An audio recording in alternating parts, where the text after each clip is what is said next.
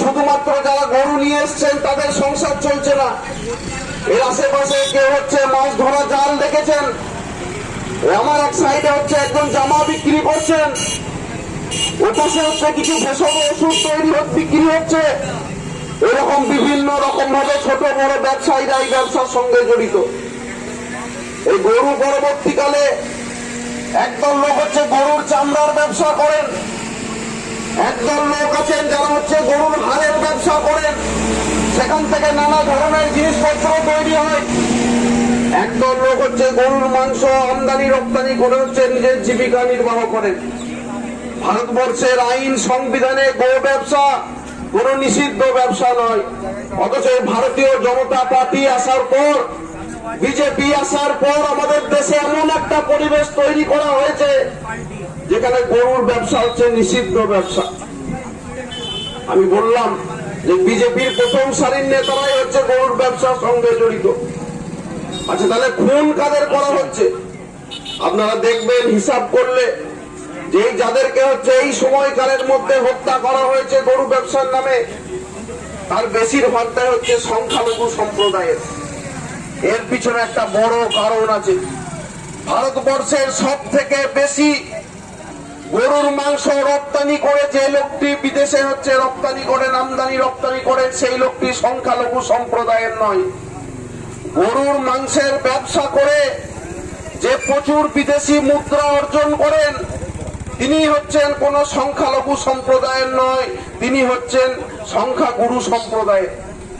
তাহলে লক্ষ্য বস্তু হচ্ছে সংখ্যালঘু সম্প্রদায় যারা গরু ব্যবসার সঙ্গে জড়িত। আর তার কারণ হচ্ছে তাদেরকে যদি আক্রমণ করা যায় তাহলে সাম্প্রদায়িক রাজনীতিকে হচ্ছে আমরা আমদানি করতে পারবো আমাদের দেশে। গবাদি পশু ব্যবসায়ীকে তারা নৃশংসভাবে খুন করেছেন এবং গোটা দেশ জুড়ে তারা একটা আতঙ্কের পরিবেশ, একটা সন্ত্রাসের পরিবেশ তারা কায়েম করতে চাইছেন। আগামী দিনে যাতে এই পশু ব্যবসা, গবাদি পশুর ব্যবসা হচ্ছে শেষ হয়ে যায়, তার একটা ষড়যন্ত্র করেছে বিজেপি সরকার। এরই প্রতিবাদে আজকে আমাদের আজকের এই হাতে প্রতিবাদ সভা, এবং আমরা দাবি করেছি যে 3 জন ব্যবসায়ী, গবাদি পশু ব্যবসায়ী খুন হয়েছেন, তাদের পরিবারকে হচ্ছে রাজ্য সরকারকে ক্ষতিপূরণ দিতে হবে এবং যারা হচ্ছে এই খুনের সঙ্গে যুক্ত তাদের উপযুক্ত শাস্তি দিতে হবে। এই দাবি নিয়ে সংযুক্ত কিষাণ মোর্চা, সারা ভারত কৃষক সভা গোটা দেশ জুড়ে প্রতিবাদ আন্দোলন কর্মসূচির ডাক দিয়েছেন।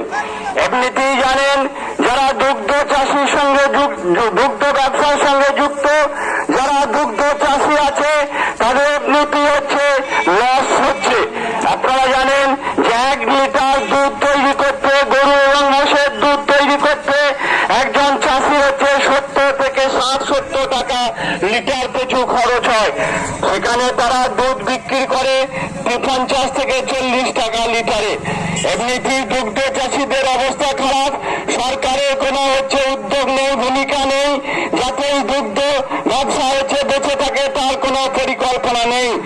তাই আমরা আজকে খেতুরে হাটে যে সমস্ত পশু ব্যবসায়ী এসছেন তাদের কাছে আমাদের অনুরোধ, যে সমস্ত এই যে 3 জন সংখ্যালঘু সম্প্রদায়ের হচ্ছে কৃষক খুন হলেন, সেই পরিবারের সাহায্যের জন্য তাদের পাশে দাঁড়াবেন এবং এর প্রতিবাদ করবেন।